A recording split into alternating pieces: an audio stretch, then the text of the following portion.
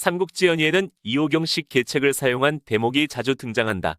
제14장에서 조조가 헌제를 데리고 허창으로 천도하자 여포가 먼저 사주를 야습하는 부분이 대표적인 예다. 조조는 여포를 패배시키고 기세를 몰아 군벌들을 모은 후 헌제를 데리고 허창으로 천도했다.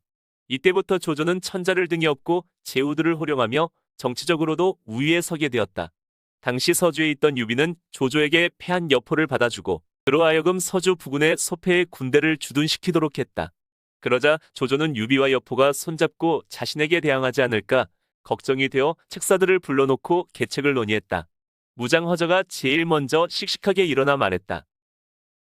제게 정병 5만을 주시면 서주를 치고 유비와 여포의 머리를 가져다 바치겠습니다. 그러나 순욱이 가로막고 나섰다. 장군의 용맹은 그저 용맹일 뿐 꾀를 쓸 줄 모르시는구려.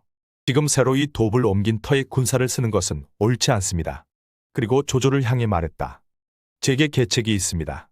주범이 먹이 하나를 두고 다투게 하는 것으로 이른바 이호경식 계교라고 합니다. 지금은 유비가 서주를 다스리고 있으나 황제로부터 조명을 받지 못했습니다.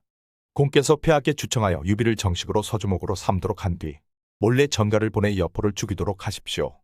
여포가 죽으면 유비도 곁에서 보좌할 장수가 없으니 그 또한 죽일 수 있을 것입니다. 일이 뜻대로 되지 않아 유비가 여포를 죽이지 못하면 분명 여포가 유비를 죽일 것이니 이 역시 공께 유리합니다. 서주라는 먹이를 놓고 유비와 여포라는 두 호랑이가 싸우게 하는 계책입니다. 순욱의 이호경식 계책은 작은 먹이를 던져주고 두 적대 세력이 서로 싸우게 하여 둘 모두에게 상처를 입히고 어부지리를 얻으려는 것이었다. 이호경식은 변장자호 계책과 비슷하다. 춘추시대에 변장자라는 농부가 있었는데 하루는 두 호랑이가 서로 물어뜯으며 싸우는 것을 보고 호랑이를 칼로 찌르려고 했다. 그런데 누군가 그를 말리며 말했다. 두 호랑이가 서로 잡아먹기 위해 싸우다가 결국에는 두 마리 모두 상처를 입을 것이요. 기다리고 있다가 그때 강한 호랑이를 찔러 죽이면 한 번에 두 마리 호랑이를 모두 잡을 수 있을 것이요. 변장자가 그 말을 듣고 그대로 하니 과연 두 마리 호랑이를 모두 잡을 수 있었다.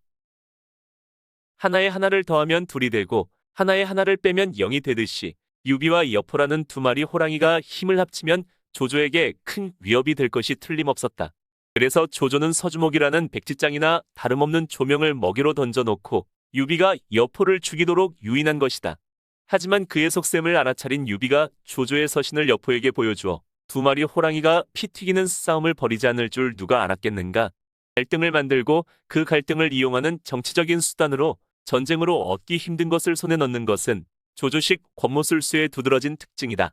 아무런 의미도 없는 조명으로 상대를 이간질하는 것이 뭐 그리 어렵겠는가. 하지만 이 간단한 계책이 성공하면 칼과 창보다도 더 예리한 비수를 적에게 꽂는 효과를 거둘 수 있고 설령 실패해도 조조 자신에게는 별다른 손해가 없었다. 게다가 그에게는 헌제라는 강력한 카드가 있으니 이런 계책이 가능했던 것이다. 연애 제58장에도 조조가 이와 비슷한 계략을 펼치는 대목이 등장한다. 마등을 죽인 조조가 마등의 아들 마초가 군대를 일으켜 아비의 원한을 갚으려 들까 염려해 사량태수 한수에게 서신을 보냈다. 그대가 마초를 사로잡아 허도로 온다면 그대를 사량 후에 봉하겠소. 하지만 마등과 의형제인 한수는 차마 마초를 해할 수 없었다.